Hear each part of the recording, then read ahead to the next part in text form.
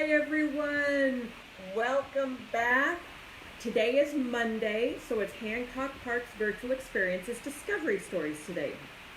And all month long, we are going to be doing activities about maple sugaring. So join us on Monday, Wednesdays, and Fridays at 1 o'clock to learn about our maple sugaring process. Today I have the book called At Grandpa's Sugar Bush. Let's go ahead and read.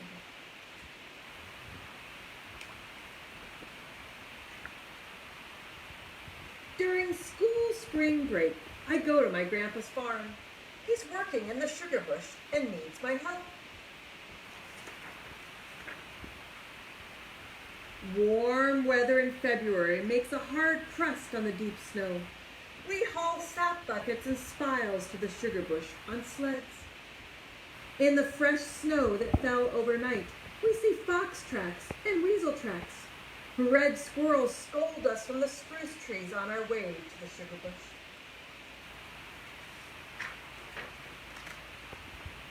A flock of evening grosbeaks flies over. Grandpa says the funny yink yink we hear is made by our white-breasted nuthatches getting ready to nest in a crack in a big old maple tree. We find the holes the pileated woodpeckers are making, and we often hear them drumming.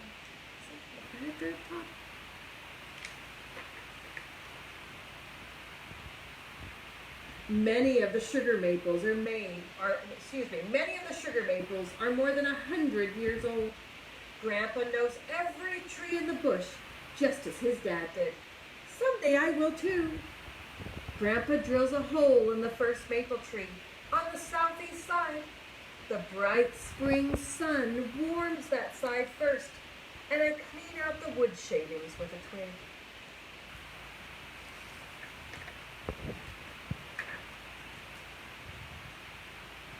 We put in a spile and tap it gently with a hammer. It seems to take forever, but finally a big drop of sap forms at the tip of the spile. I catch it with my tongue and taste its sweetness.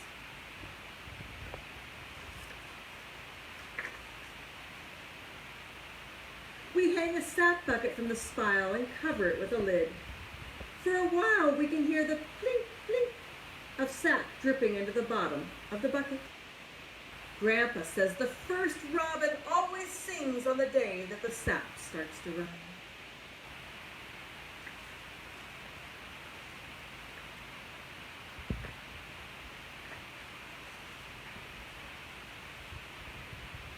After lunch, the sun grows warm and the snow becomes soft.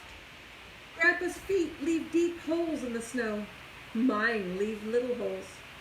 Snow fleas gather in our footprints. They're another sign of spring, Grandpa says.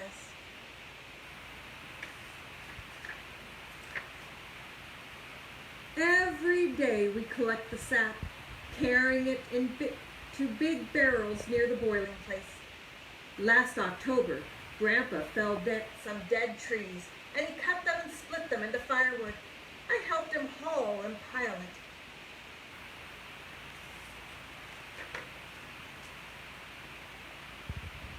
Grandpa digs snow out of the boiling place, and I bring him the pieces of the stovepipe. When everything is ready and the sap barrels are full, we start the fire.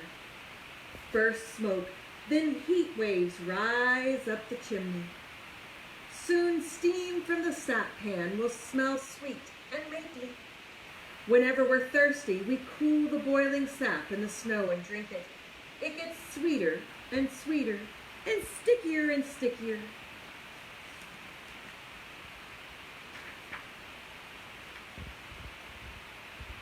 We keep adding sap to the boiling pan.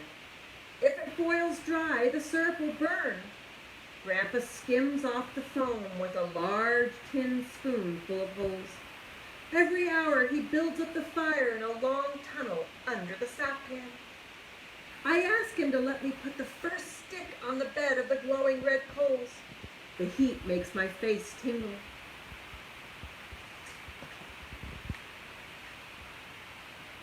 Grandpa goes back to the sugar bush after supper, but I go to bed.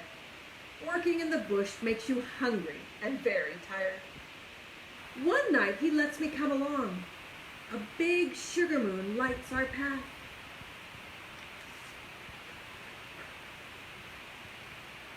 Finally, the syrup is ready. It drips from the ladle in a sheet. Grandpa carefully draws the sap pan off the fire onto the green poles that we propped up with forked sticks. I help him strain the syrup through a cloth to remove any bits of dirt or ash. Then we get to clean the pan. We scrape the thick, sticky syrup from the bottom with wooden spoons that Grandpa carved out of cedar. It's yummy.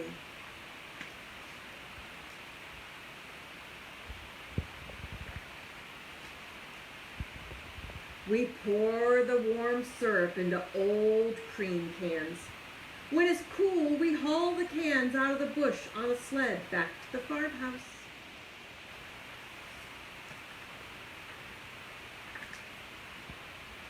The next morning, we have maple syrup and pancakes for breakfast. Grandma says Grandpa and I make the tastiest syrup in the county. I think it's the best in the whole world.